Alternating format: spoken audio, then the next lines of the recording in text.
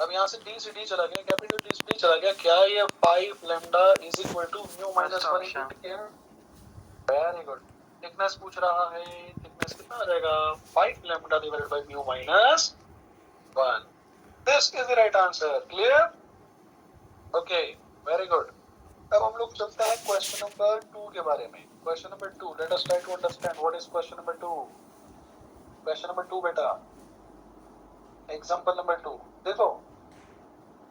Beam of light consisting of two wavelengths. दो wavelengths है इसके पास में। पहली वेवलेंथ कितनी है? यस, ये है मेरे पास में लैम्डा 1, और दूसरी वेवलेंथ कितनी है? लैम्डा 2। दो अलग अलग वेवलेंथ यूज की। अब ये बोल रहा है if bright fringes due to both the wavelengths coincide at point P on screen।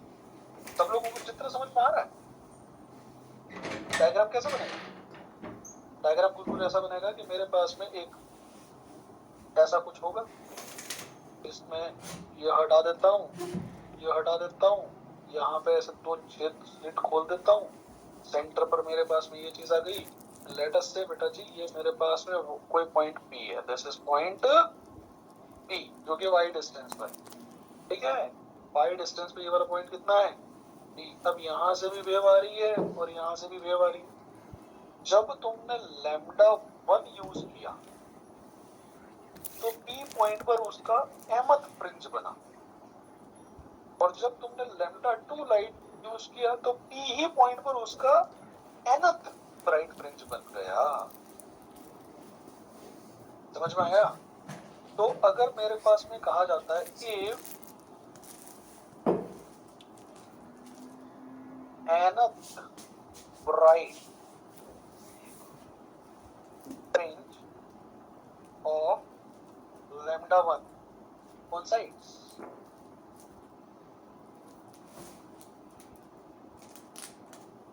with mth bright fringe of 2 at same point, तो दोनों के लिए y सेम हो जाएगा क्या? दोनों के लिए y हो जाएगा सेम। अब हमें देखो क्वेश्चन में d लेकर के रखा हुआ है, d है मेरे पास में 2 mm, और एक चीज मुझे दे रखी है capital D which is 1.2 metres. ठीक है? अब ये पूछ क्या निकालना है हमें? The least distance of P, y की मिनिमम वैल्यू निकालनी, y मिनिमम पॉसिबल से पॉसिबल वैल्यू निकालनी। अब आप ये कहो कि मैं जो मेरे पास में रे होती है nth ब्राइट, हाँ देखो देखो देखो, y मैक्स किसके बराबर है?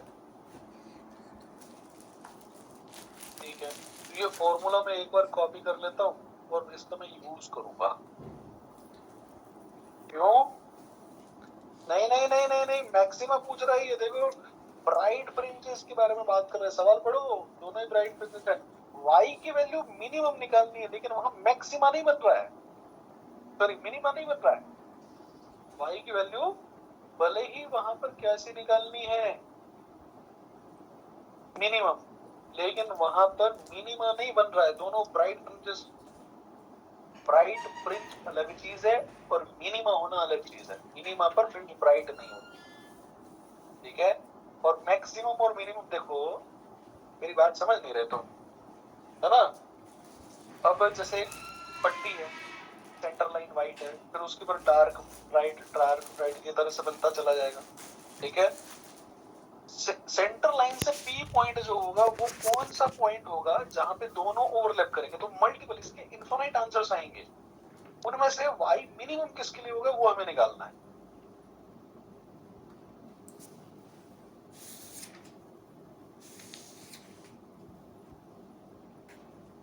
आप मेरे सवाल, एक काम करो, सवाल दोबारा पढ़ो,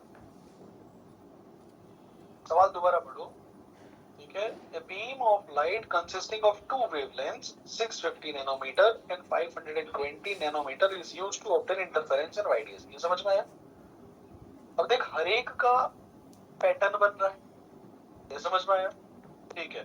अब अगर P पॉइंट ऐसा है जहां दोनों की ब्राइट फ्रिंज एक साथ ओवरलैप हो गई, तो क्या ऐसा पूरे एक ही पॉइंट होगा क्या? नहीं, ऐसे इनफाइनाइट पॉइंट्स होंगे। उन सभी इनफाइनाइट पॉइंट्स में से किसकी डिस्टेंस सेंटर से मिनिमम है, जहां दोनों की राइट फ्रिंज ओवरलैप करके बन रही है। समझ में आया? ये पूछा गया है। अभी भी नहीं आया सवाल समझ में? आया तो अच्छी बात है, नहीं आया तो पूछो तो समझ में आए। आपकी इमेजिनेशन का तो मेरे पास कोई सवाल नहीं है, कोई इसका तरीका नहीं है। तो मैंने कहा y मैक्सिमम nth के लिए और lambda 1 is equal to y maximum ही mth के लिए लैम्डा 2। देखो ये समझ में आया? और y किसके बराबर होता है? देखो n lambda by D. Yes, n lambda D by D. छोटा डी नीचे आता है, ऊपर डी ऊपर आता है। तो मैंने कहा भैया देखो ये आ जाएगा मेरे पास में n lambda 1 D by D. अगर मैं इसको y कह देता हूँ, yp p पॉइंट के लिए, तो ये yp किसके बराबर हो जाएगा? इसके बराबर। और यहाँ हो जाएगा m lambda 2 D by D. ये समझ में आया? Okay, it clearly indicates n1 lambda 1 has to be equal to m into lambda 2। क्या ये पॉइंट क्लियर है? अच्छा, n1 कितना बेटा बोल? 650 पर 520। n1 into 650 nanometre is equal to, ये हो जाएगा m इंटू, हाँ अब ये n1 नहीं है, ये n लिखने की जरूरत नहीं है, n ही है, ठीक है, 520 नैनोमीटर। अब देखो नैनोमीटर से नैनोमीटर गया, 0 से 0 गया। 13 का पहाड़ा आता है क्या? 13 का पहाड़ा से अगर मैं काटूं, ये कितनी बार कटेगा और ये कितनी बार कटेगा? 5। अब मैं आपसे पूछना चाहता हूँ, और से सुनना, 5n की वैल्यू कितनी आ रही है? 4n। ये समझ में आ गया? अब कितनी ऐसी वैल्यूज हो सकती है n और n की जिनके लिए मैच कर जाए? इनफाइनाइट हो सकती, इनफाइनाइट हो सकती है ना। अगर मैं n1 रखूंगा तो m निकाल ले, फिर n2 रखा m निकाल ले, n3 रखा m निकाल ले, n4 रखा m निकाल ले, रखता चला जा, और उनमें से जो जो इंटीजर है वो सब पिक कर ले। देयर आर इनफाइनाइट आंसर्स, उनमें से शॉर्टेस्ट y निकालना। अब इधर देखो, इधर देखो, इसको देखो, इसको देखो। अगर मैं y की बात करता हूँ, y को मुझे शॉर्टेस्ट करना है, तो या तो n शॉर्टेस्ट हो या फिर m शॉर्टेस्ट हो, यानी n और m की मिनिमम वैल्यू निकालनी है। अब मैं आपसे पूछता हूँ 5n और 4m बराबर हैं, तो n और m की मिनिमम वैल्यू क्या हो सकती है? Very good. अगर मैं n की वैल्यू 4 और 5, यस, और m की वैल्यू 5, तो फिर से 20 हो जाएगा। अगर मैं इसका डबल ले लूं तो वो भी एक हो सकता है ना। अगर मैं इसका 3 गुना ले लूं तो वो भी एक हो सकता है ना। अगर मैं इसका 4 गुना ले लूं, दोनों के 4 गुने, तो वो भी एक हो सकता है। Out of all these infinite answers सबसे मिनिमम क्या होगा? बट ये मिनिमम है। 4 यानी इज इक्वल टू 5। क्या ये समझ में आया? यस, तो this is the minimum possible answer. अब हम लोगों को क्या निकालना है? अब हमको निकालना है y। तो y किसी भी से निकाल लो, या तो इससे निकाल लो या फिर इससे निकाल लो, तो मैं किसी भी एक से निकाल लूं। Hence, y at point P n lambda 1 d by d, क्या मैं इससे फॉर्मूला से निकाल लूं बेटा? अच्छा, n आपने कितना निकाला? lambda 1 कितना था? नैनो मतलब कितना? ठीक है, कैपिटल D कितना? 1.2। और स्मॉल d कितना? स्मॉल d कितना है? 2 mm। mm मतलब कितना? ठीक है, समझ में आया? तब यहाँ से अपन सॉल्व करेंगे और अपने आंसर आ जाएंगे। ठीक है, तो ये कितना आ रहा है जरा देखो। 2 से ये कट गया 2 बार, ये लिखा हुआ 2.4 इंटू 650 इंटू 10⁻⁻⁶। इसको मैंने ऐसे भी लिख सकता है 2.4 इंटू 0.65 इंटू 10⁻³ और ये मीटर है। ठीक है, अब देखो जरा, ये लिखा हुआ बेटा 2.4.065 कितना आ रहा है? 1.56 mm। आया आंसर समझ में? This is how it is done. हाँ ये वाला बताओ जरा, इसको सॉल्व करो।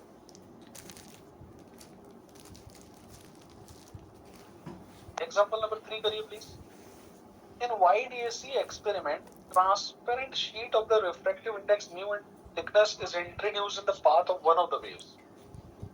Then intensity at the position of the central maxima is। देखो सबसे पहले मुझे ये बताओ, डेल्टा एक्स कितना आता है? Mu minus 1 into T. अरे हाँ कि ना, करो जरा इसकी वैल्यू बताओ। 1.5 माइनस 1 इंटू टी, और टी कितना है? क्या करोगे? 1.5 म्यू मतलब क्या, माइक्रोन? क्या? अच्छा, क्या ये लिखा हुआ है मेरे पास में 0.75 इंटू 10⁻⁻6 मीटर? ओके, अब एक काम करते हैं, क्या ये लिखा हुआ है 750 7500 एंगस्ट्रम्स? क्या ये समझ में आया? देख सकते हैं डेल्टा एक्स आ गया। अब मैं निकाल लेता हूँ आपसे डेल्टा फाई। डेल्टा फाई को अपन फाई भी बोलते हैं, डेल्टा फाई को अपन फाई भी बोलते हैं। और फाई कितना आ रहा है मुझे बता। फाई होता है मेरे पास में 2 pi by lambda into delta x. तो ये है 2 पाई बाई लैम्डा। लैम्डा कितना गिवन है? 5000 एंगस्ट्रम्स। अब एंगस्ट्रम नहीं लिखेंगे,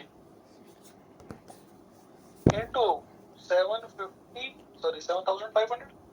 अब ऊपर लिखा हुआ 15000 और नीचे लिखा 5000। 3 बार कटेगा, 3 पाई आंसर आएगा। इंटेंसिटी जो होती है ये होती है 4I0 square, sorry I0 into cos square pi by 2। और पाई कितना है? 4I0 cos 3 pi by 2। 3 by 2 कितना होता है? 270।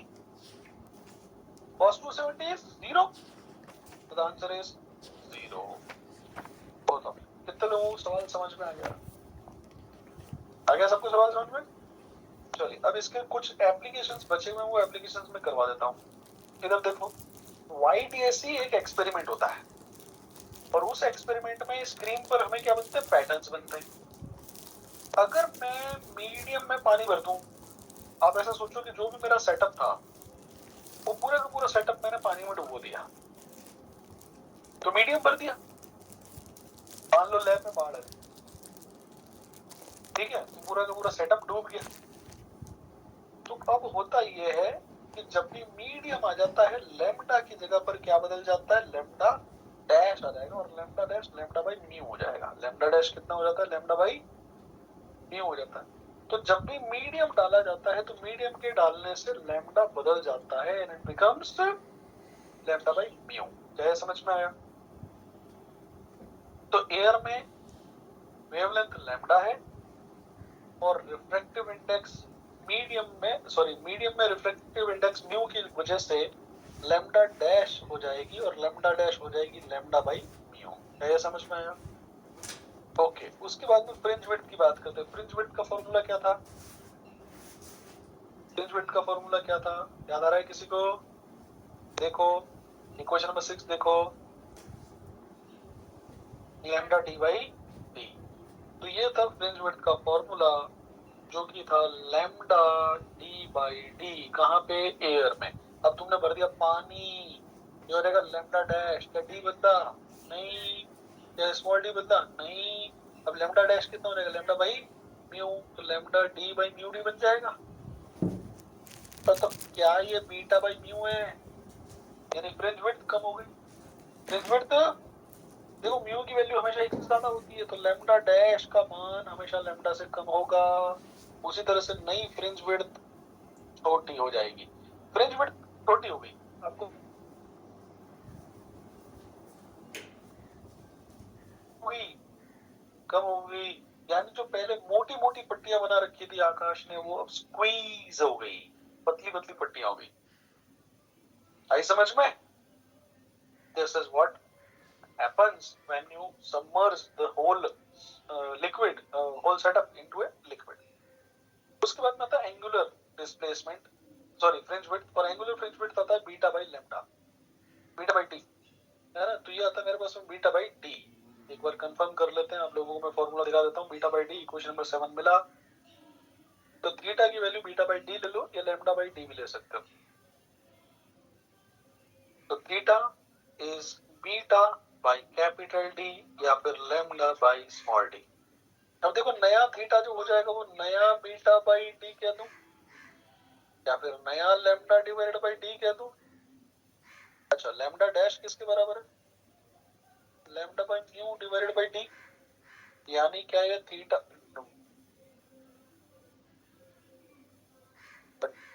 अब क्या मैं इसको बोल दूं थीटा बाई म्यू, यानी थीटा भी क्या हो जाएगा, कम हो जाएगा। वाई मैक्स कितना था बेटा? N lambda D by D. अब कौन सा लैम्डा ऊपर आता है, कौन सा लैम्डा नीचे आता है, कौन सा डी ऊपर आता है? बड़ा वाला नीचे आता है। तो अब यहाँ देखो सीधी सीधी बात, ये लैम्डा बदल देना है। तो लैम्डा की जगह लैम्डा डैश ले लूंगा और वो लैम्डा भाई म्यू हो जाएगा। तो आ जाएगा n lambda dash by D. क्या ये वाई मैक्स बाई म्यू बनेगा? ये समझ में आया? वाई मीन कितना है 2n plus 1 times lambda D divided by 2d।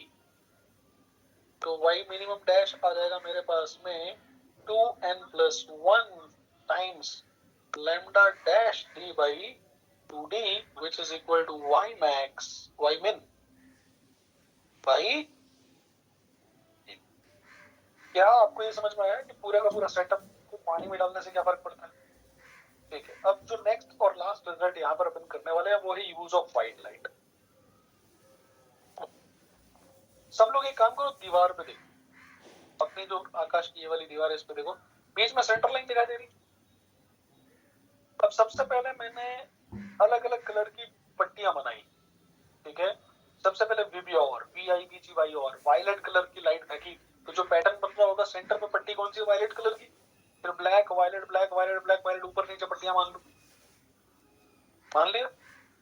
उसके बाद में वायलेट के बाद में इंडिगो कलर फेंका, तो उसकी पट्टियां मान लो, ठीक है। उसके बाद में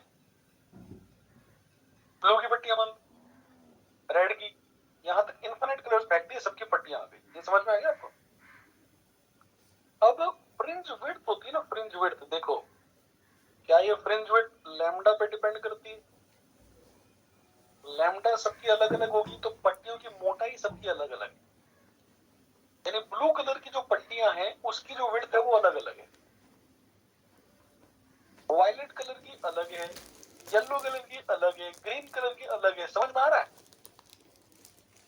तो अगर मैं दीवार पर पेंट करता चला जाऊं अलग अलग पट्टियों की विड्थ में, और अगर मैं देखूंगा तो वो पूरा का पूरा पैटर्न डिफ्यूज हो जाएगा।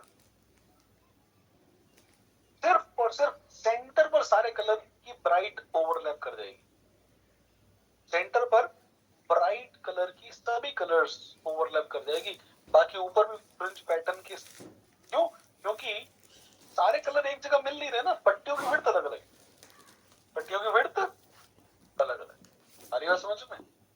अब आप ऐसे समझो, मैं आपको और अच्छे से समझाता हूँ, थोड़ा सा बना करके दिखाता हूँ तो आपको समझ में आ जाएगा।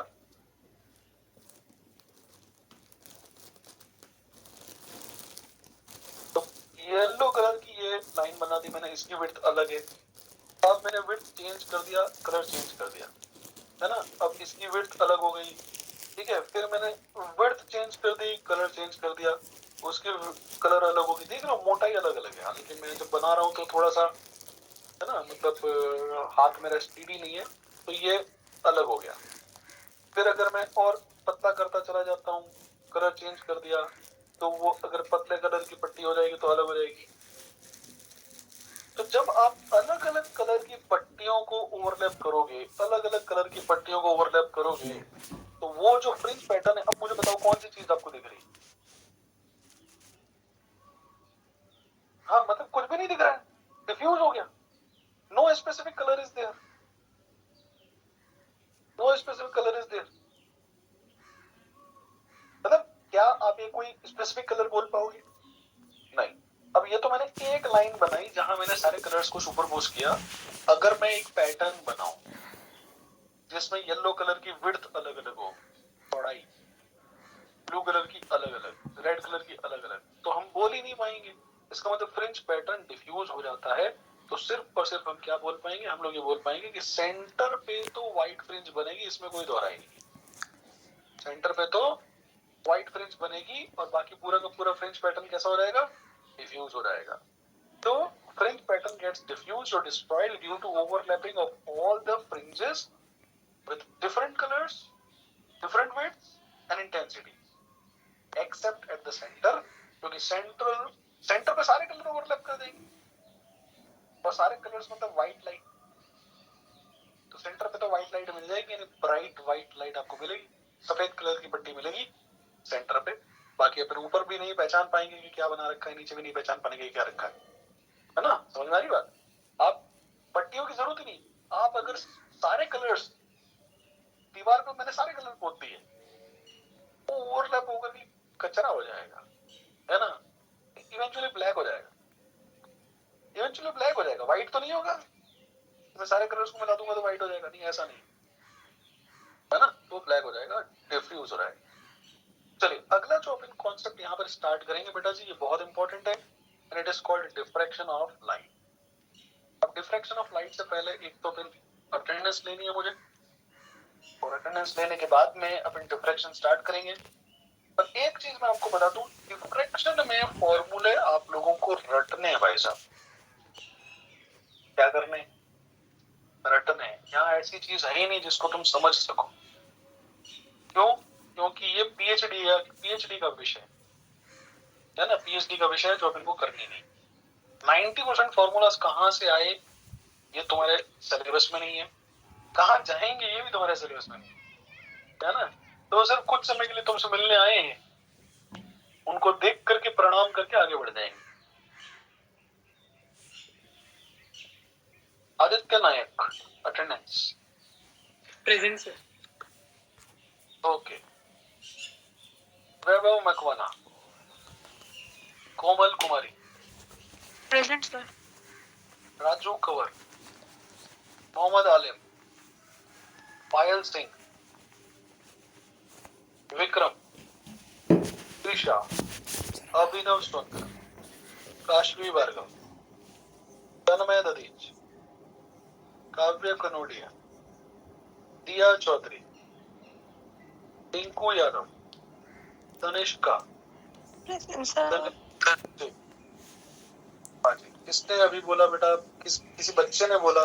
बालक, आपका नाम क्या है? Present sir.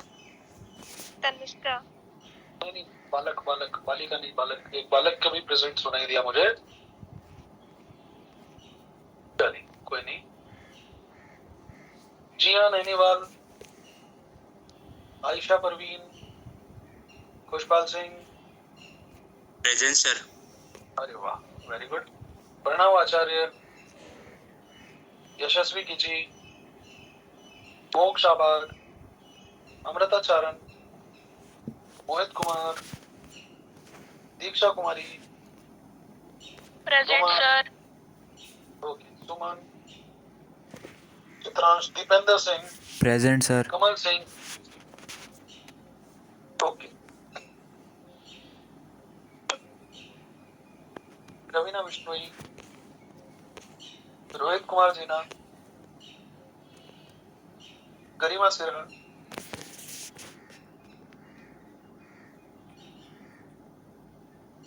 खुशी सोलंकी, प्रेजेंट सर।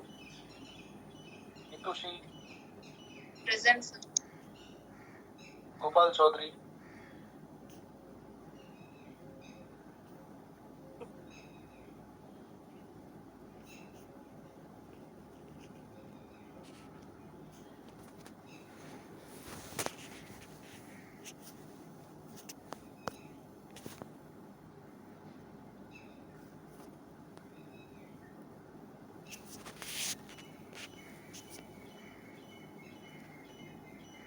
शशांक, काजल, गोपाल चौधरी,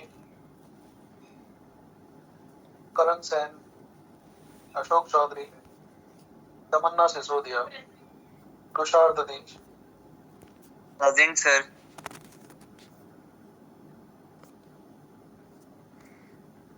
गर्वित द्यामा, जरा सुना, महक खत्री, सोनाक्षी सेन, प्रेजेंट कोमल कोमल आनंद, पीयूष रत्न,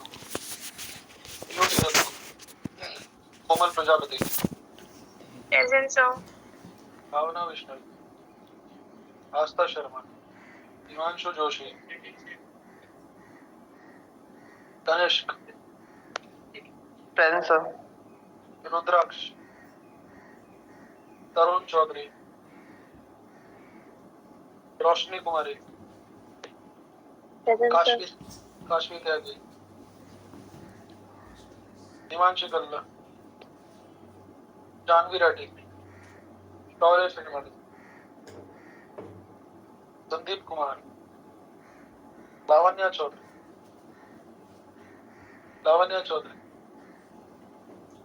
लकी बरस, नेहा अमरी। किसी का नाम रहा तो नहीं भाई? शौर्य।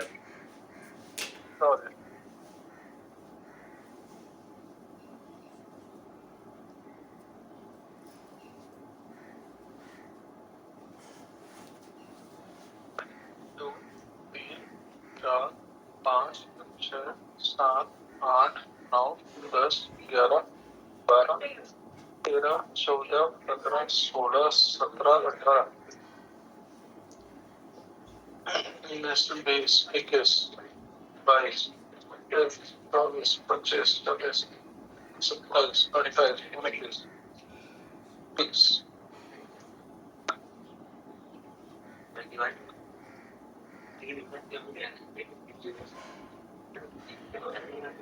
क्या पूछ रहे हो?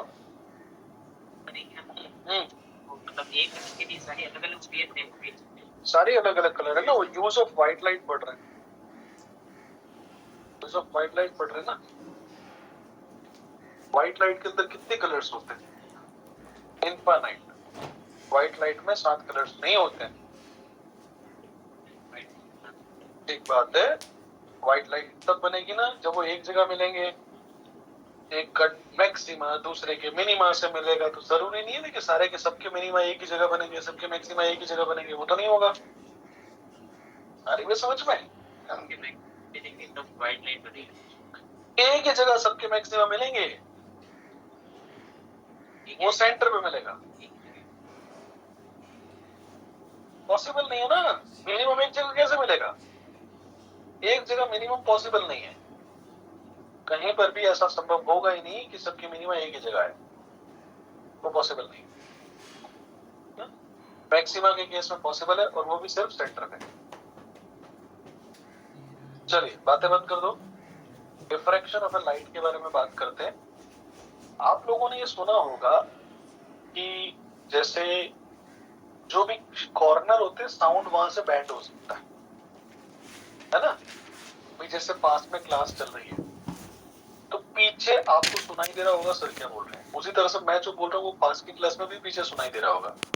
तो साउंड कहीं ना कहीं से बैंड हो जाता है। This is called diffraction of sound. Light भी बैंड हो जाती है, this is called diffraction of light.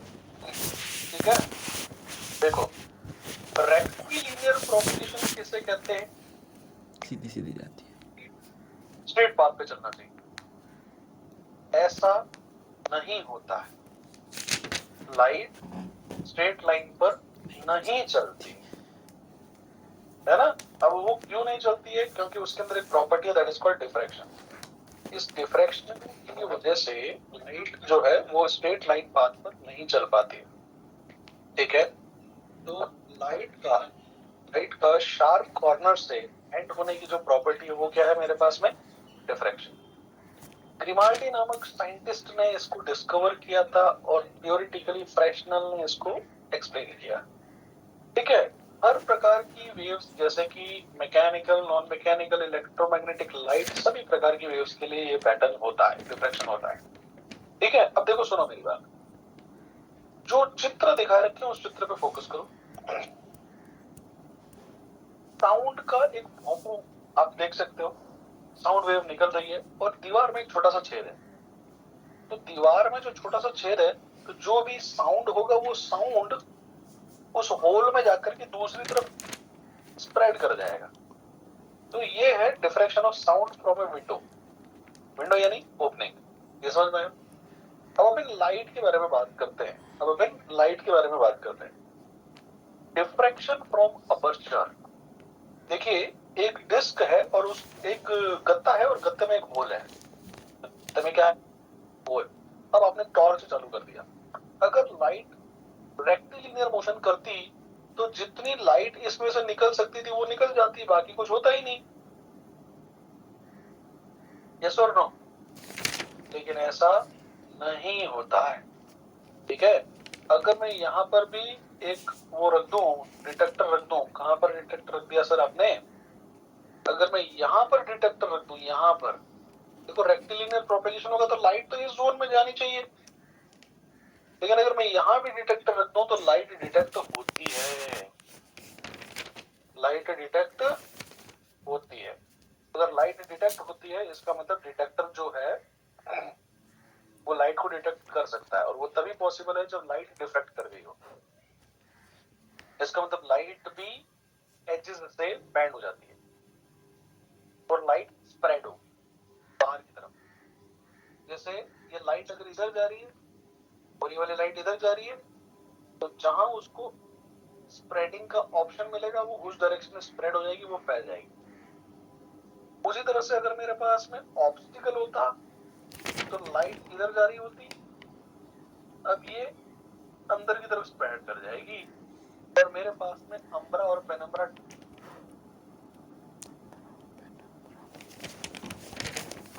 Umbrella नहीं, अम्ब्रा और पेनम्ब्रा। चलो आपको एक एग्जांपल बताता हूँ। चील जो होती है ना, चील, वल्चर, ईगल, तो जो चील है जब वो जमीन के बिल्कुल पास उड़ता है तो उसकी परछाई बनती है, लेकिन अगर वो ऊंचाई पर उड़ता है तो उसकी परछाई नहीं बनती है, जमीन पर उसकी परछाई नहीं बनती है, because of the event called penumbra. तो अम्ब्रा और पेनम्ब्रा की वजह से ये चीज देखने को मिलती है। तो आपको ये समझना है कि जब भी ओपनिंग होगी, जैसे अपर्चर बोलेंगे, या फिर ऑब्स्टिकल होगा, यानी कि मेरे पास में डिस्क होगा, तो लाइट क्या करेगी? एजेस से कॉर्नर से बैंड हो जाएगी। लाइट की बैंड होने की प्रक्रिया को क्या कहते हैं? डिफ्रैक्शन।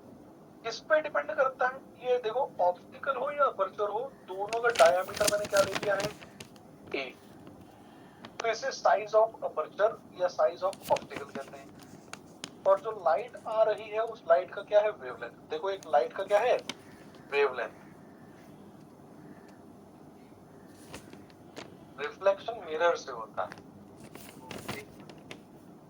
ओपेक सरफेसेस, हाँ ठीक है, यहाँ की लाइट रिफ्लेक्ट होगी ना, होने तो हमें उसमें स्टडी करना ही नहीं है।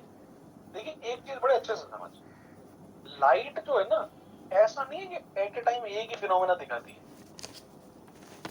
लाइट में स्कैटरिंग भी हो रही होगी, पोलराइजेशन भी हो रहा होगा, इंटरफेरेंस भी हो रहा होगा, सुपरपोजिशन भी हो रहा होगा, लाइट के अंदर जो है वो आपका रिफ्लेक्शन भी हो रहा होगा, डिफ्रैक्शन भी हो रहा होगा, रिफ्रैक्शन भी हो रहा होगा। ये सारी प्रॉपर्टीज लाइट की है, वो अपना काम कर रही है। हम जिस प्रॉपर्टी को स्टडी कर रहे हैं वो डिफ्रैक्शन। ठीक है, तो मैं ये नहीं बोल रहा कि रिफ्लेक्शन हो रहा है कि नहीं हो रहा है, हाँ हो रहा होगा, बट हम अब इसको स्टडी नहीं कर रहे, हम उसकी बात ही नहीं कर रहे। जब अपन रिफ्लेक्शन बात कर रहे थे तब किसी ने ये तो नहीं बोला कि सर साउंड डिफ्रैक्ट भी तो कर रही होगी। हाँ कर रही होगी, हमें ये सारी चीजें नहीं करनी। ठीक है, तो अपर्चर और ऑब्स्टिकल, अगर मेरे पास में उसका साइज ए है और जो वेवलेंथ आ रही है लाइट की, उस वेवलेंथ का साइज मेरे पास में लैम्डा है, जब ये दोनों कंपेरेबल होते हैं तो ही डिफ्रैक्शन हो सकता है, अदरवाइज डिफ्रैक्शन नहीं हो सकता। ठीक है, इसका मतलब lambda has to be of the order of size of the aperture. जो लाइट आ रही है उसका एक वेवलेंथ होगा, वर्सेस सुनो लाइट आएगी उसका क्या होगा? वेवलेंथ। अब लाइट का वेवलेंथ कितना होता है? 400 से लेकर के 800 नैनोमीटर के आसपास। जिस ऑब्स्टिकल से आप डिफ्रैक्ट करवाना चाह रहे हो, अगर उस ऑब्स्टिकल की साइज भी उसी रेंज में है तब तो डिफ्रैक्शन होगा। अगर ऑब्स्टिकल बड़ा है तो डिफ्रैक्शन नहीं होगा। हमारा जो ह्यूमन हेयर होता है ना, हेयर, इट इज 150 माइक्रॉन्स। आपके जो सर का एक बाल है उसकी थिकनेस 150 माइक्रॉन है। उससे नीचे छोटा हम लोग सोच नहीं सकते कितना होता है। तो मैं ये कह रहा हूँ कि ये डिफ्रैक्शन और रिफ्रैक्शन जो है ना, ये डिफ्रैक्शन वाला जो पार्ट है ये तब हो सकता है जो वेवलेंथ ऑफ लाइट के ऑर्डर का हो, और वेवलेंथ ऑफ लाइट तो बहुत छोटी होती है। आई बात समझ में? तो सर साउंड में हमें क्यों देखने को मिलता है? देखो, साउंड की वेवलेंथ मीटर्स में होती है। तो मान लो ये बिल्डिंग है, इसकी हाइट होगी 10 मीटर, साउंड की वेवलेंथ भी 10 मीटर, दोनों कंपेरेबल हो गए, तो साउंड का डिफ्रैक्शन आसानी से देखने को मिलेगा, है ना? अब मान लो ये दीवार है, दीवार के पीछे एक लड़का है, मैं यहां से जोर से चिल्लाऊंगा उसको सुनाई देगा, और वो साउंड दो तरह से इसको सुनाई दे रहा है। एक तो साउंड रिफ्लेक्ट होकर के सुनाई दे रहा है और एक साउंड डिफ्रैक्ट होकर के सुनाई दे रहा है। गौर से सुनना इस चीज का अंतर। मैं बोल रहा हूँ और इस दीवार के पीछे एक व्यक्ति सुन रहा है। तो एक तो साउंड पहले सामने वाली दीवार से गया होगा, टकराया होगा, और वहां से रिबाउंड होकर के उसको सुना दिया होगा, ये है रिफ्लेक्टेड साउंड। एक साउंड जो बाहर निकला होगा वो बाहर ही किनारे किनारे पे मुड़ गया होगा, वो उसको सुनाई दिया होगा, वो है डिफ्रैक्टेड साउंड। समझ में आया? नहीं आया? इस तरह से तो ये दोनों फिनोमेना एक साथ हो रहे होते हैं। अभी अपन डिफ्रैक्शन के बारे में बात कर। डिफ्रैक्शन कितने तरह के होंगे? तो डिफ्रैक्शन होंगे दो तरह के। कौन कौन से? फ्रैक्शनल और कॉर्नर। और फ्रैक्शनल डिफ्रैक्शन क्या होता है और कॉर्नर डिफ्रैक्शन क्या होता है? देखो, उसको एक चीज समझो। हर बार हम लोग जब भी डिफ्रैक्शन की बात करते हैं तो ये वाईडीएसी से मिलता जुलता है, ये वाईडीएसी से मिलता जुलता है। अगर ये वाईडीएसी की बात करें तो वाईडीएसी में तो स्लिट होती थी। कितनी स्लिट होती थी? दो, इसलिए उसको डबल स्लिट बोलते थे। यहाँ पर डिफ्रैक्शन हो रहा है, किससे हो रहा है? अपर्चर से। अपर्चर मतलब क्या? ओपनिंग। ओपनिंग मतलब क्या? स्लिट। कितनी स्लिट है? एक। तो ये single slit experiment, this is a single slit experiment. ये समझ में आया? और अगर सिंगल स्लिट एक्सपेरिमेंट है तो एक स्लिट प्लेन भी होगा और एक सोर्स प्लेन भी होगा। तो स्लिट प्लेन डिफ्रैक्टिंग प्लेन कहलाता है या अपर्चर प्लेन कहलाता है, और source plane, sorry, screen plane जो होगा वहां पर हम स्क्रीन रखेंगे। आया समझ में? तो एक आपका डिफ्रैक्टिंग अपर्चर होगा जो कि स्लिट प्लेन है, और एक स्क्रीन होगी जो कि स्क्रीन प्लेन है। ठीक है? अब कोई ना कोई लाइट होगी जो इस ओपनिंग से जा रही होगी, जिसका डिफ्रैक्शन हमें स्टडी करना है, तो उसका एक पॉइंट सोर्स होगा। अब जब हम फ्रैक्शनल डिफ्रैक्शन की बात करते हैं तो पॉइंट सोर्स जो होता है, देखना चित्र देखो, पॉइंट सोर्स स्क्रीन से फिनाइट डिस्टेंस पे होता है। इसके बीच में डिस्टेंस फिनाइट है, पॉइंट सोर्स और स्क्रीन के बीच में डिस्टेंस कितना है? फिनाइट है। तो उस प्रकार के डिफ्रैक्शन को फिर क्या बोलेंगे? Fractional diffraction.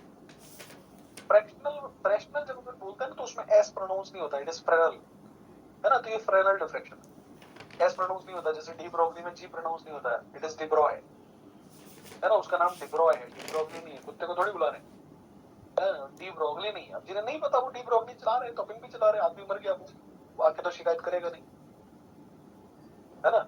तो इट इज डी ब्रॉय। उसी तरह से ये फ्रेनल डिफ्रैक्शन, फ्रेनल। बट अभी अपन एस बोलते रहेंगे जब तक हमें फ्रेनल की आदत नहीं पड़ जाती, जो कभी पड़ेगी। तो फ्रैक्शनल डिफ्रैक्शन। और वहां पर एक दूसरा व्यक्ति था, उसने भी ऐसे ही काम किया, लेकिन उसने क्या किया पता है? सोर्स को मान लिया इंफिनिटी पे।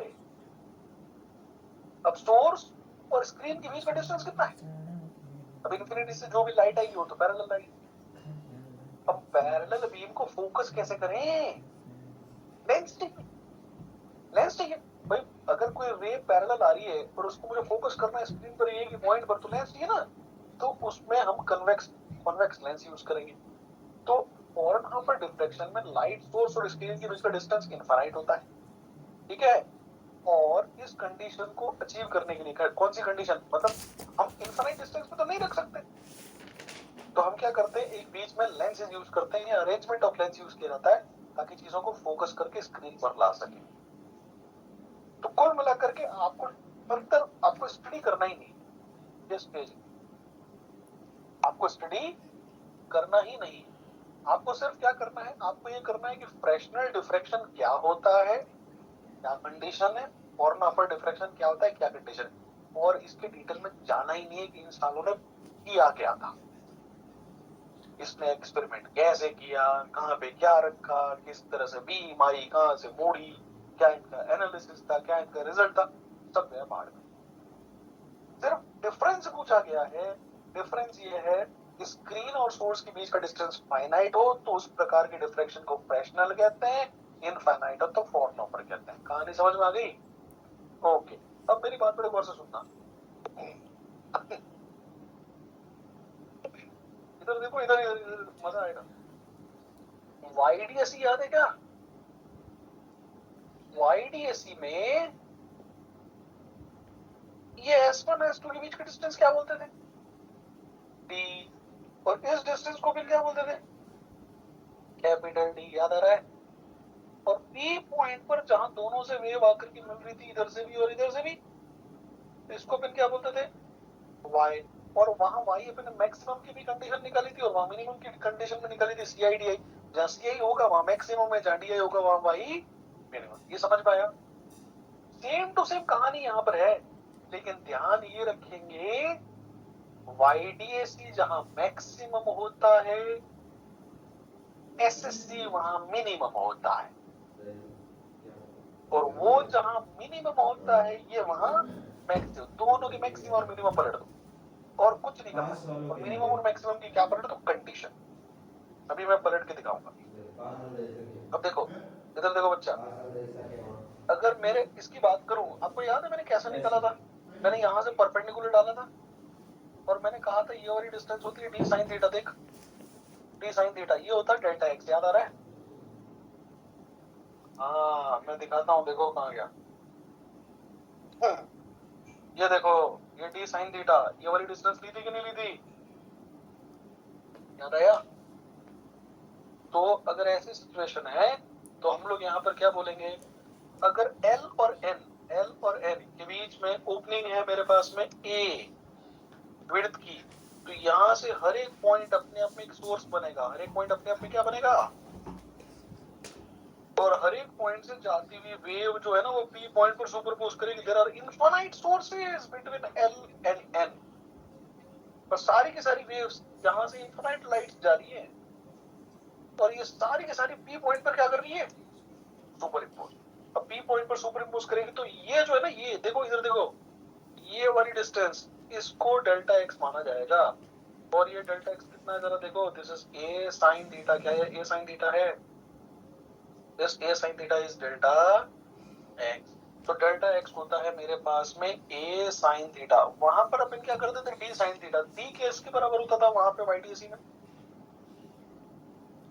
d होता था दोनों S1 और S2 के बीच का डिस्टेंस। यहाँ पर किसके बराबर है? Size of the aperture. वहां पे S1 और S2 के बीच के डिस्टेंस को d कहते थे, यहाँ पे उसको a कह रहे हैं। लेकिन यहाँ सब कुछ खुला हुआ है, S1 और S2 के बीच में सब कुछ खुला हुआ है। क्या समझ में आ गया? अच्छा, अब देखो जरा, हम लोग बात करते मिनिमा की। अब जैसा कि मैंने कहा था वहां मैक्सिमा है, अरे वाह थैंक यू भैया, है ना? वहां पे जो मिनिमा होगा यहाँ उसका मैक्सिमम होगा, एंड वाइस वर्सा। ये सुन लो, वहां मैक्सिमम कब था? जब CI था। तो वो इसके लिए कौन सी कंडीशन हो जाएगी? मिनिमम। तो मिनिमम के लिए डेल्टा x किसके बराबर हो जाएगा? L lambda. जो उसका CI था वो इसका क्या बन रहा है? DI। अब देख, डेल्टा x ऊपर लिखा हुआ है इक्वेशन नंबर 1 में, तो a sin theta is equal to n lambda. देखो इक्वेशन नंबर 2 समझ में आ गई? अच्छा, अब ये n की वैल्यू अपन रखते चले जाएंगे, n की वैल्यू अपन रखते चले जाएंगे, लेकिन n जीरो नहीं रख सकते। n जीरो नहीं रख सकते। n जीरो का तो मतलब ही नहीं है ना, n जीरो रख नहीं सकते, तो n जीरो नहीं रख सकते। ठीक है, समझ में आ गई? n की वैल्यू कहाँ से शुरू होगी? 1 से। बेसिकली होल नंबर है, ठीक है, 1 से शुरू होगी। अगर मुझे फर्स्ट मिनिमा निकालना है तो n की वैल्यू क्या होगी? 1। और सेकंड मिनिमा निकालना है तो थर्ड मिनिमा निकालना है। Very good. 1 फर्स्ट मिनिमा में निकाल देता हूँ। ये लिखा हुआ है a sin theta is equal to lambda. अगर वेवलेंथ की वैल्यू a sin थीटा के बराबर आ जाए तो हम फर्स्ट मिनिमा पे खड़े हैं। ये समझ में आया? उसके बाद में करते हैं मैक्सिमा के बारे में बात। देखो वहां का जो मिनिमा की कंडीशन थी वो इसकी किसकी कंडीशन है? मैक्सिमा। वहां मिनिमा क्या था? जब 2n + 1 λ/2 होता है ऑड मल्टीपल, ये इसकी क्या बन जाएगी? मिनिमा। अब देखो डेल्टा एक्स मैंने ऊपर इक्वेशन नंबर 1 में लिख दिया था। इक्वेशन नंबर 1 को मैं डेल्टा एक्स की जगह लिख लेता हूँ और 2n + 1 × λ/2 right side as it is रख देता हूँ। इक्वेशन नंबर 3 समझ में आया? Very good. अब इस पूरे प्रोसेस को अगर आप गौर से देखोगे, आपको मैं एक चीज और दिखाता हूँ। देखो इधर, ये मैंने इंटेंसिटी का ग्राफ बनाया था। देखो साइड में इंटेंसिटी का ग्राफ याद आ रहा है? यहाँ पर ऊपर नीचे ऊपर नीचे ऊपर नीचे चल रहा था मामला। यहाँ पर भी सेम चीज होगी मित्रों, लेकिन यहाँ पर इंटेंसिटी को समझना है ना बहुत अच्छे से, बहुत अच्छे से। देखो ये इंटेंसिटी ऐसे, फिर ऐसे, फिर ऐसे, फिर ऐसे, फिर ऐसे, ठीक है? इसको कर लिया कॉपी, इसको कर लिया पेस्ट, इधर आ गई भाई, इतना ही आया बाकी का।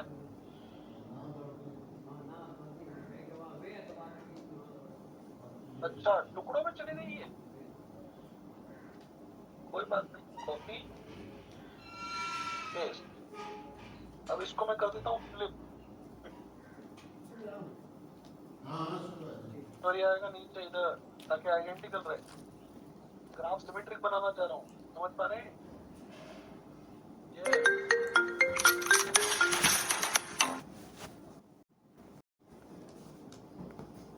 ये ग्राफ आता है ऐसा। This is the intensity and this is y. अब गौर से देखिएगा बेटा, ये तुम्हें दिखाई दे रहा है बड़ा मोटा सा एक कार्यक्रम। इस पॉइंट पर ये इंटेंसिटी कितनी है? Maximum I0। ये इंटेंसिटी कितनी है? मैक्सिमम। और ये जो चीज तुम्हें दिख रही है, this is called central maximum.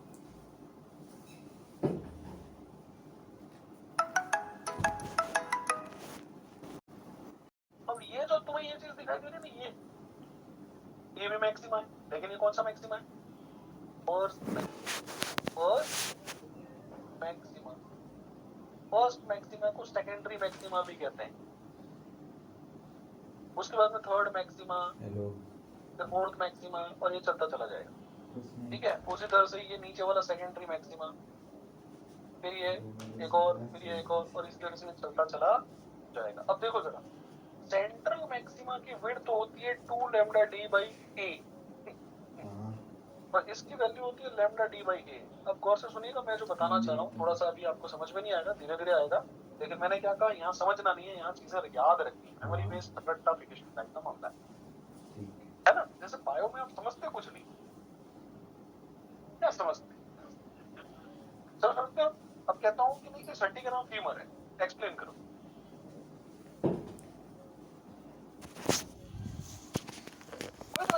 हड्डियों के नाम याद रखते हो, हर चीज के नाम याद रखते हो, फिनोमिनास के नाम याद रखते हो। बायो में क्या होता है? देखो ये इसके साथ मिलेगा तो ये चीज बनेगी, ये इस कंडीशन में ये बनाता है, ये इस कंडीशन में ऐसा होगा वैसे, ये, और दिस इज ऑल इन्फॉर्मेशन। तो वो सब आप याद ही तो रखते हो, एक्सप्लेन कर सकते हो, एक्सप्लेन कर सकते हो लॉजिकली, लॉजिक है। चलो, तो यहाँ एक्चुअली क्या है कि अपन उस लॉजिक को एंटर ही नहीं कर रहे हैं, है ना? फिर बायो से एग्जांपल बायो के बच्चों के सामने नहीं लेना चाहिए, है ना? वो तुरंत जो है वो फिजिक्स की बेइज्जती कर देते हैं, है ना? तो ये देखो, ये जो ऊपर की तरफ ग्राफ बनाया ना, इसको थोड़ा मोड़ मार के सीधा करके धनुष बाण ऐसा सीधा कर दिया। इधर देखो, ये आया समझ में? अब ये सेंट्रल मैक्सिमा है और इसकी वैल्यू कितनी बेटा? 2λd/a। ये ऐसे बट्टों में है ना, ठीक है? तो 2λd/a,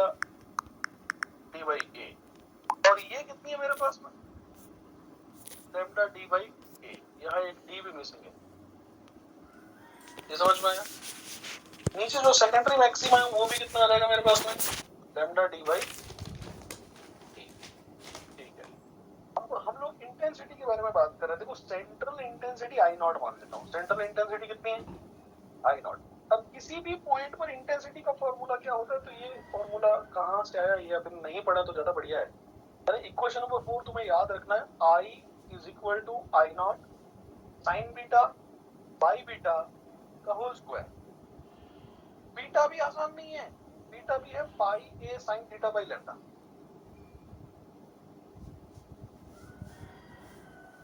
रटना है ना, रटने के लिए क्या दिखेगा, रटना भी मुश्किल है इसमें। देखो मैं कह रहा हूं समझना नहीं है, रटना है। अब आप बताओ, जीरो सिलेबस में, अपने सिलेबस में है, नीट के सिलेबस में है, इसलिए तो पढ़ रहे हैं। क्वेश्चन आएगा थियोरेटिकल, इस पे क्वेश्चन आएगा तो भैया आपके प्राण ज्यादा इंपॉर्टेंट है, सवाल क्या तेल लेने।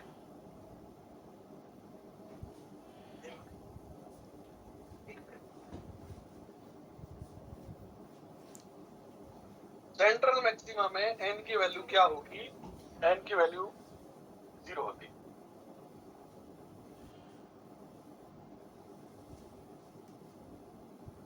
ऊपर मिनिमम में 0 नहीं होता, मैक्सिमम में 0 हो सकती है। जो मैक्सिमा है, मैक्सिमा में एन की वैल्यू 0 हो सकती है। ठीक है, तो ये है मेरे पास में एन। अच्छा, यहां पर भी मैं आपको बताता हूं, सेंट्रल नहीं, हम लोग, हाँ आपका कहना सही है, एन जो है ना, एन वो हम 1 से ही स्टार्ट करते हैं और इसकी वैल्यू आई नॉट नहीं आएगी, कभी भी नहीं आएगी, है ना, आई नॉट नहीं आएगी। आई नॉट की वैल्यू जो है ये हमको मतलब या तो क्वेश्चन में गिवन होगी, ठीक है, अदरवाइज हम लोग इस फॉर्मूले से नहीं निकाल सकते। This formula is not for central maxima.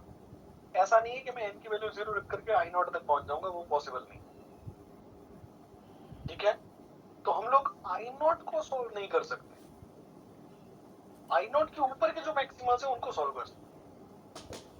आई बात समझ में? उसी तरह से आई नॉट को सोल्व नहीं कर सकते, आई नॉट के ऊपर के मिनिमास को सोल्व कर सकते हैं। तो सेंट्रल मैक्सिमा के लिए कोई फॉर्मूला नहीं है, उसकी इंटेंसिटी आई नॉट है। अब वो कहां से आई ये भी हमें नहीं पता है ना, क्योंकि एनसीईआरटी में उतना डिटेल गिवन नहीं।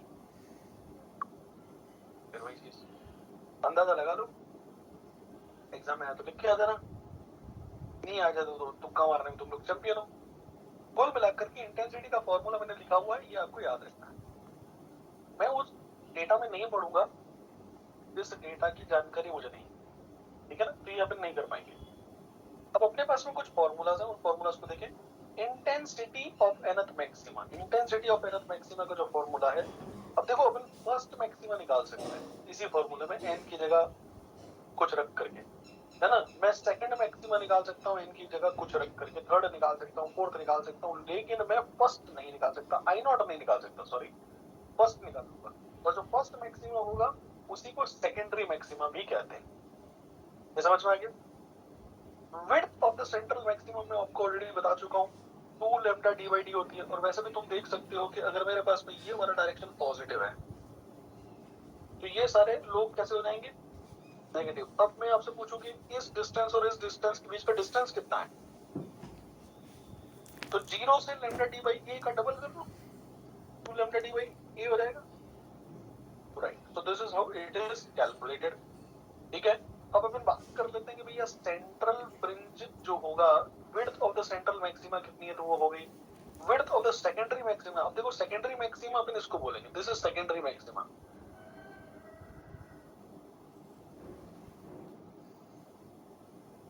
सेंट्रल मैक्सिमा सीएम और ये सेकेंडरी मैक्सिमा एसएम।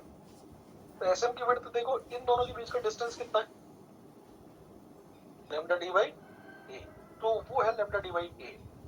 तो मेरे ख्याल से इक्वेशन नंबर 6 और इक्वेशन नंबर 5 आपको कुछ आइडिया लग गया होगा। अब अपन बात कर रहे हैं एंगुलर विड्थ कितनी होती है, तो देखो यहां समझ में आता है, तो आपको समझ में आएगा यहां पर, अगर नहीं आएगा तो वो यहां आएगा।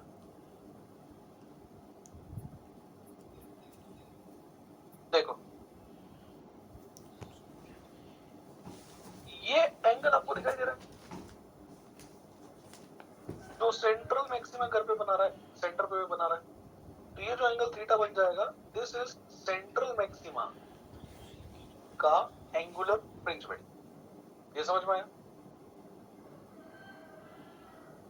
दूसरा पॉइंट, अगर मैं इस एंगल को देखूं जो सेकेंडरी मैक्सिमा बना रहा है, तो ये जो एंगुलर विड्थ हो जाएगी this is for secondary maxima. तो कुल मिलाकर के जो भी विड्थ है उसमें आप d से डिवाइड कर देंगे, आपको थीटा मिल जाएगा। ठीक है, ये आपका फ्रिंज विड्थ और एंगुलर फ्रिंज विड्थ के जैसा है, आइडेंटिकल है, सेम कॉन्सेप्ट है। लेकिन अपन ऑलरेडी क्योंकि इसकी डिटेल में नहीं जाएंगे, क्योंकि मैंने क्या कहा रटना वाला मामला है, तो आपको 8 से 9 तक फॉर्मूलाज ध्यान रखने पड़ेंगे। बेसिकली क्या आपको ये समझ में आया डिफरेक्शन क्या होता है? हाँ, बस बाकी सारे फॉर्मूलाज जो है उनके डेरिवेशंस हम लोग नहीं करने वाले हैं, डेप्थ में एनसीईआरटी में नहीं है।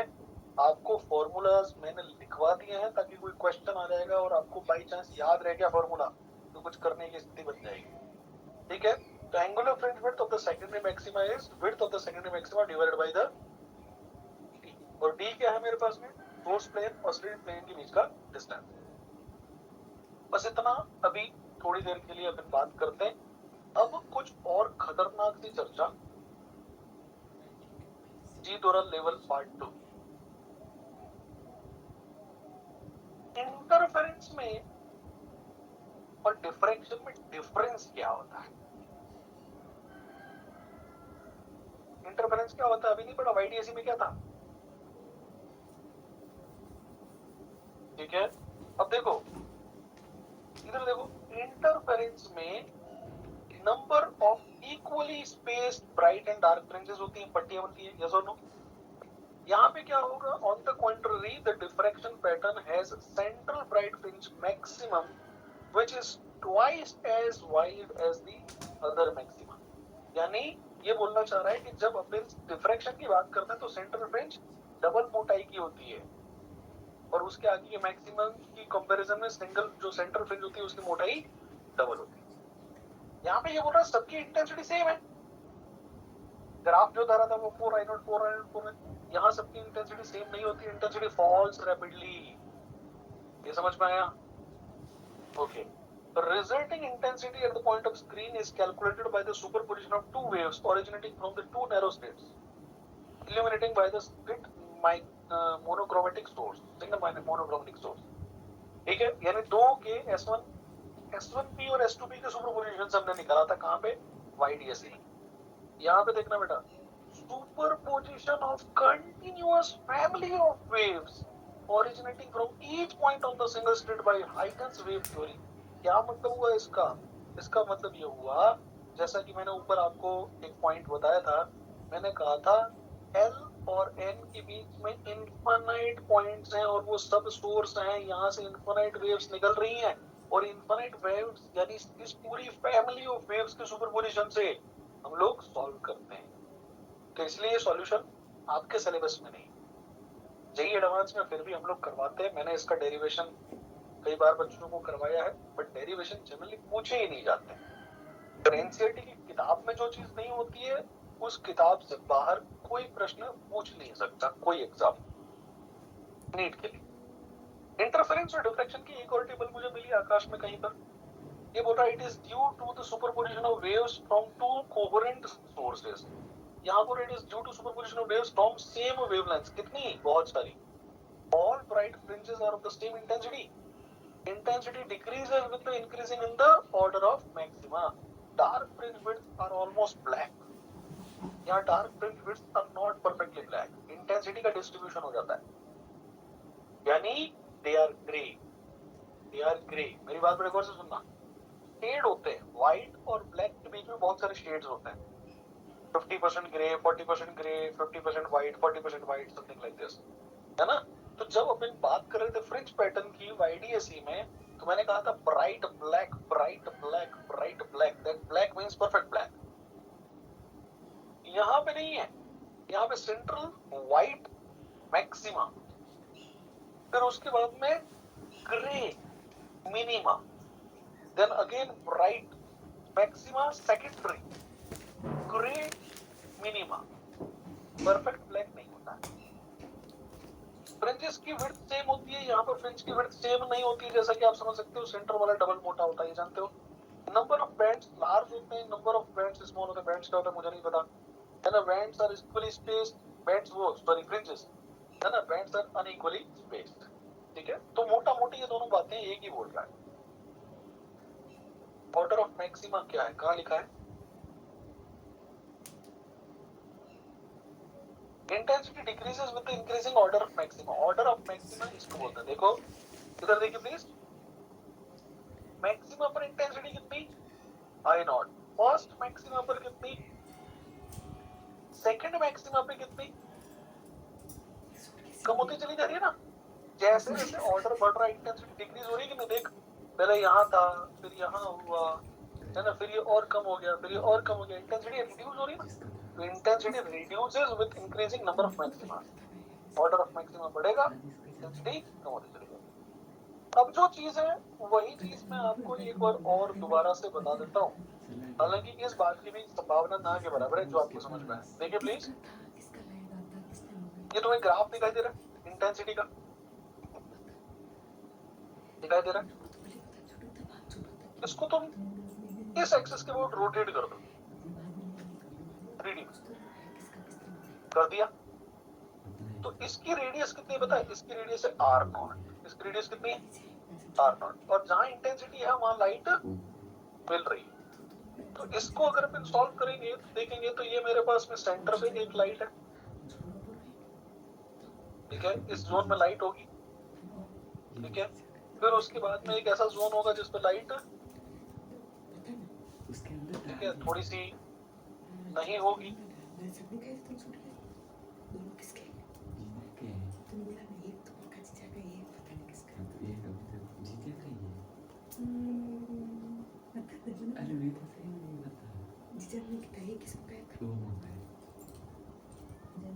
ऐसी सिचुएशन आएगी। और फिर इसी तरह से इसके ऊपर सर्कल्स बनते चले जाएंगे, ठीक है। अरे यार कहाँ चला गया? दोनों लिया, ये दोनों अच्छे लग रहे हैं, सेम सेम रहेंगे ऐसे बोल। इस तरह का मामला बनेगा। जब मैंने कहा, इधर देखिए प्लीज, जब मैंने कहा कि यहाँ पर ये पीक है, पीक का मतलब क्या होता है? आपके क्या हो रहा है? मैक्सिमा यानी लाइट है कि नहीं है, तो इस जोन में लाइट होगी, कूद रहे हो? इस जोन में लाइट होगी।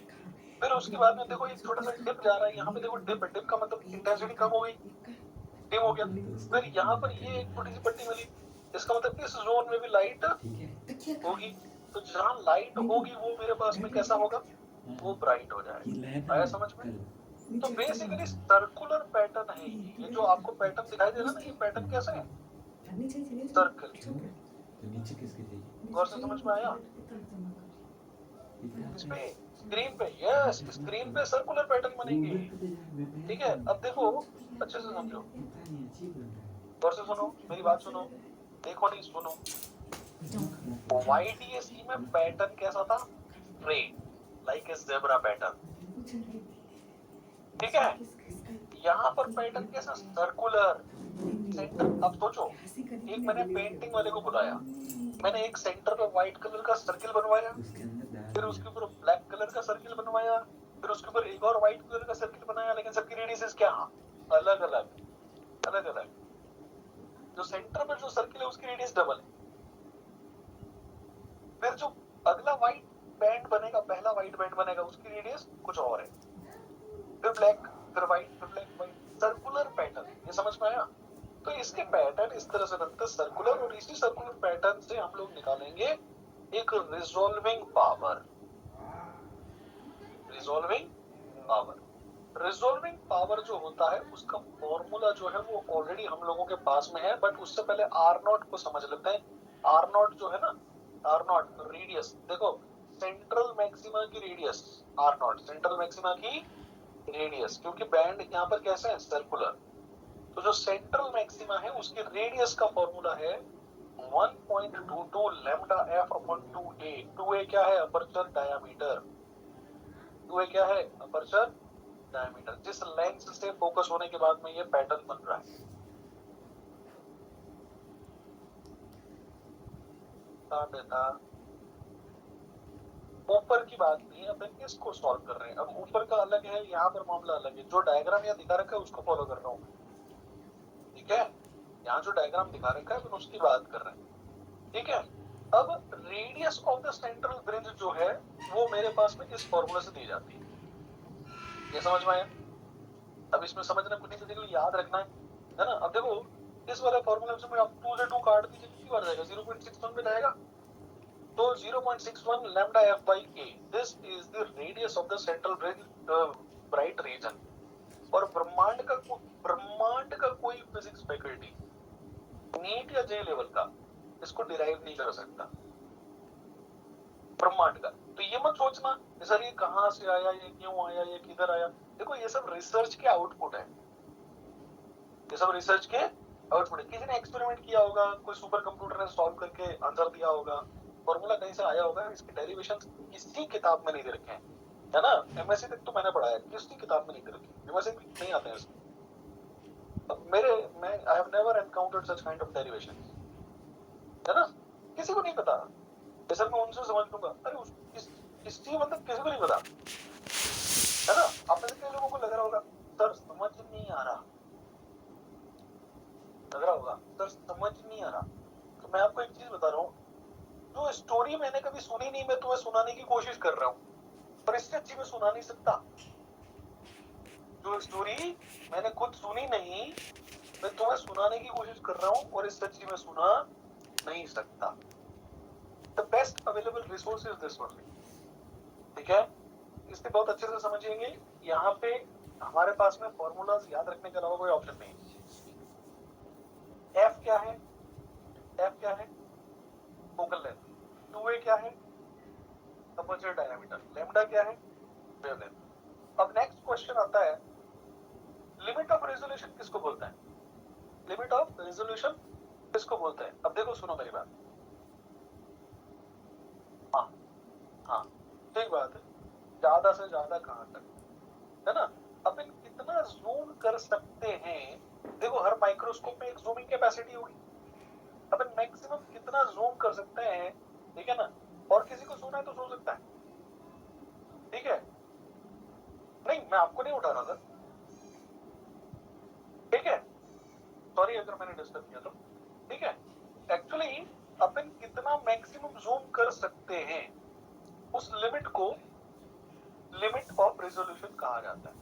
मैं तो फिर भी समझाने की कोशिश कर रहा हूँ, है ना। बाकी टीचर्स क्या करते हैं, लिमिट ऑफ रेजोल्यूशन का फॉर्मूला ये होता है, बच्चा याद रखना, ठीक है।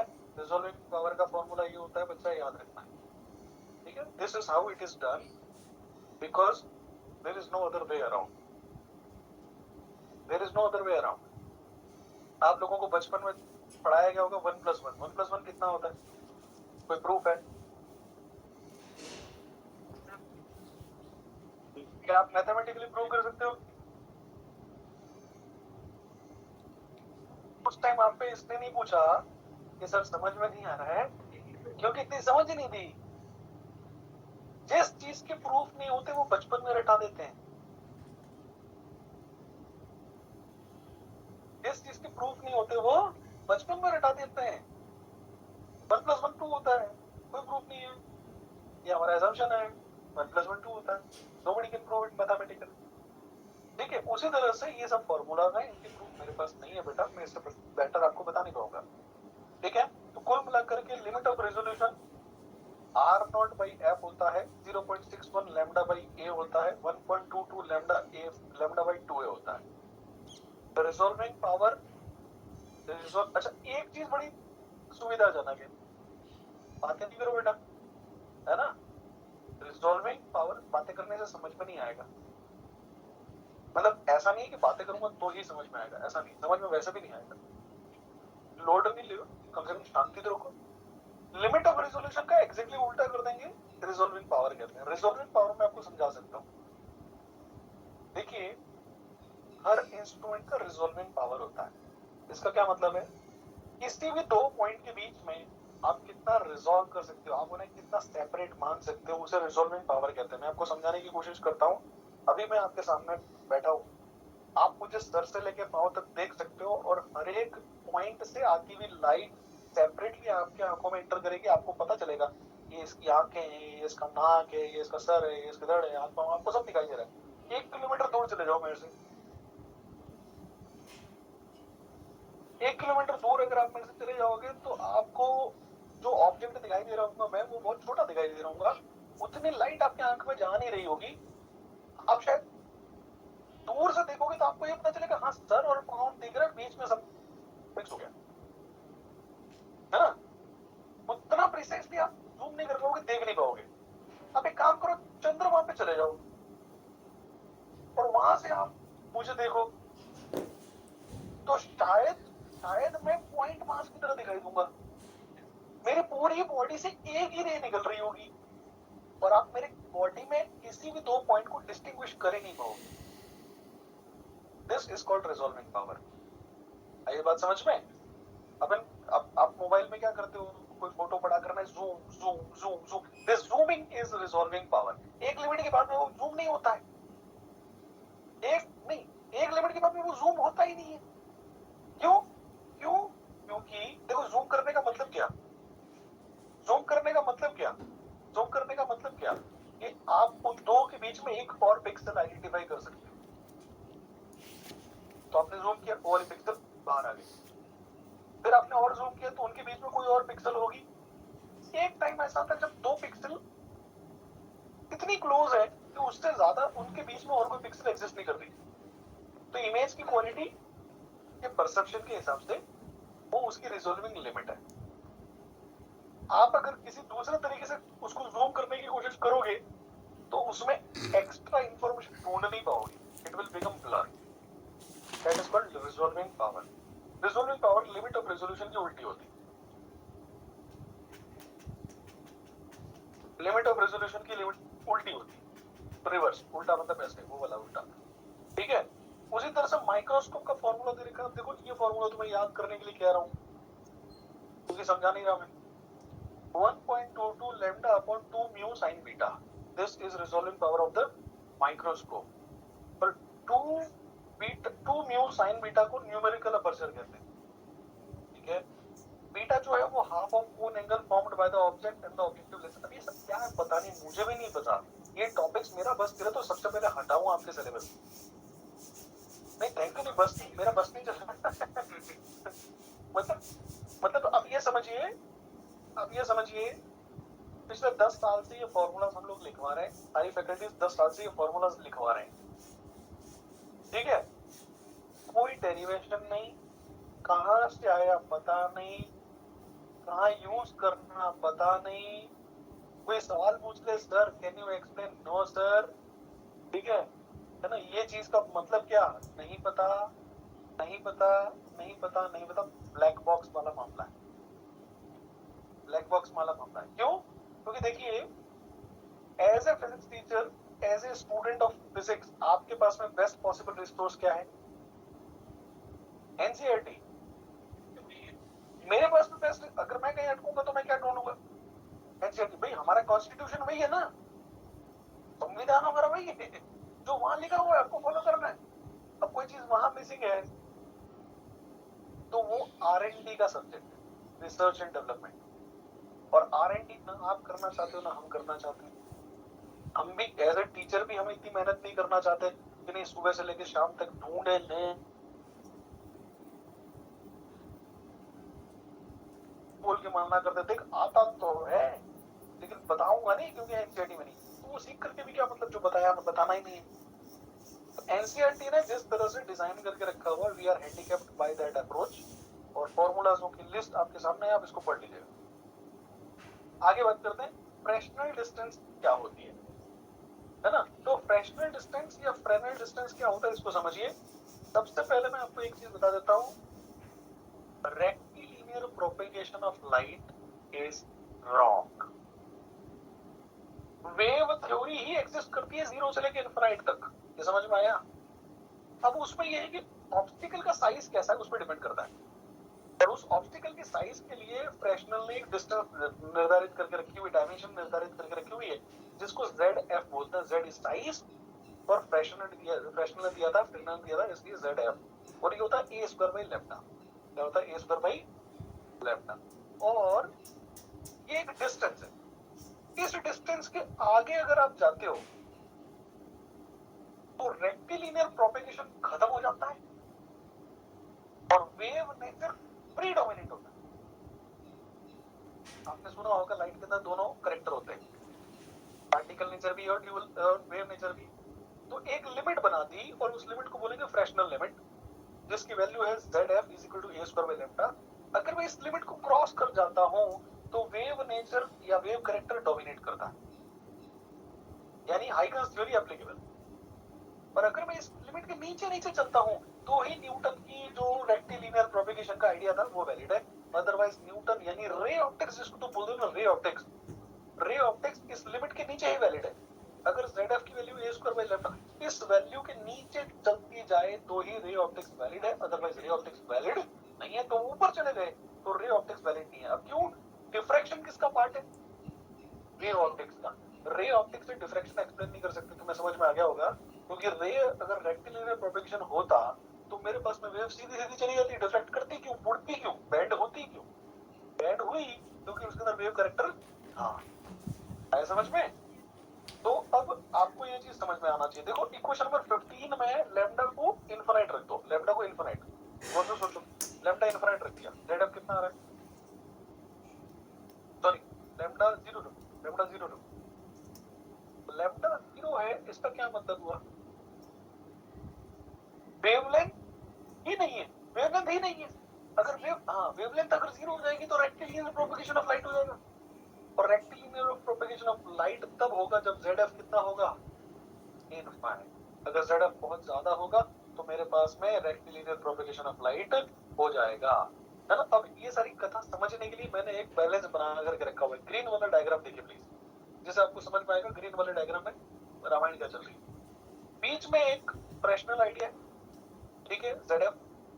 एक तरफ मैंने न्यूटन थ्योरी लगा रखी और एक तरफ मैंने हाइगन्स थ्योरी लगा रखी। मैंने कहा कि अगर लैम्डा की वैल्यू ZF से ज्यादा आ जाती है तो कौन सी थ्योरी डोमिनेट करेगी? वेव ऑप्टिक्स डोमिनेट करेगी। और अगर लैम्डा की वैल्यू मेरे पास में ZF से कम आ जाती है तो रेक्टिलिनियर प्रोपेगेशन ऑफ लाइट यानी न्यूटन्स लॉ यानी रे ऑप्टिक्स वैलिड है।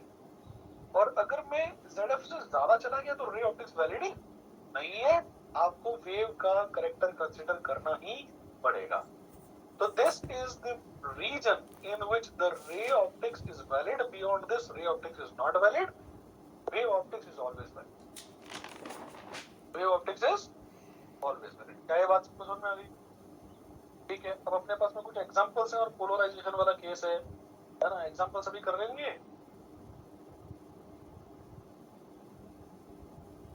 चलिए एग्जांपल नंबर 1 पढ़िए प्लीज। पढ़ तो सकते, करूंगा मैं, आपको वैसे भी नहीं कर नहीं पाओगे, है ना। आस्ते आस्ते पढ़ लो।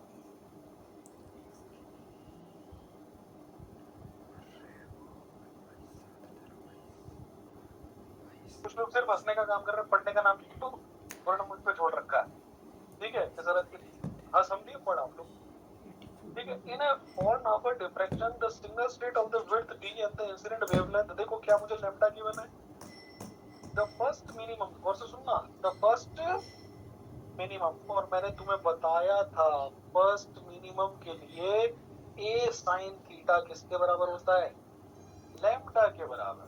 a sin theta n lambda था ना। अरे किधर गया, कितना तो आता है भाई मेरे को।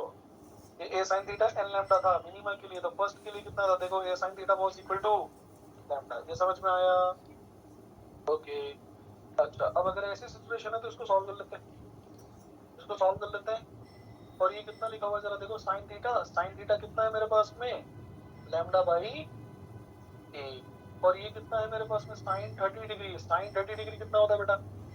1/2। ये पहली कंडीशन हमने सॉल्व करके साइड में रख ली। आप चाहो तो इसको थीटा बोलो, चाहे थीटा डैश बोलो। अब किसी और थीटा के लिए बात कर रही है ना। अब एक और किसी थीटा के लिए बात कर रहे हो तो मैं इसको थीटा नॉट कह देता हूँ। अभी बोल रहा है first secondary maximum is observed at the angle theta equal to. अब फर्स्ट सेकेंडरी मैक्सिमम कब आता है?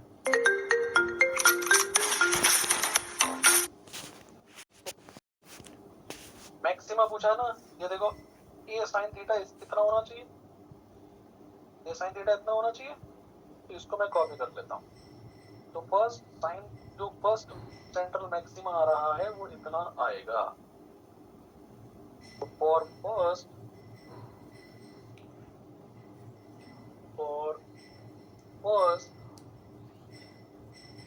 Secondary maxima n has to be equal to 1, ठीक है। और ये लिखा है a sine lambda is equal to 2 into 1 plus 1 into lambda by 2। अब देखो जरा साइन थीटा की वैल्यू बेटा कितनी आ रही है, 3 लैम्डा बाई 2a। और क्या आप जानते हो इसको ऐसे भी लिख सकते हैं, lambda by a into 3 by 2, और lambda by a equation number 1 से कितना आ रहा है बोलो, तो 3 बाई 4। देखो 3 बाई 4 हो जाएगा, तो 3 by 2 into 1 by 2 is 3 by 4। तो थीटा कितना आ गया, yes this is the answer. Option में है क्या, कौन सा है, थर्ड ऑप्शन इज राइट, ठीक है। अब अपने पास में एक पोलराइजेशन का टॉपिक बचा, बहुत छोटा सा है। हाँ आज नहीं करेंगे, ऑब्वियसली आज नहीं करेंगे, मैं आप लोगों की अंतरात्मा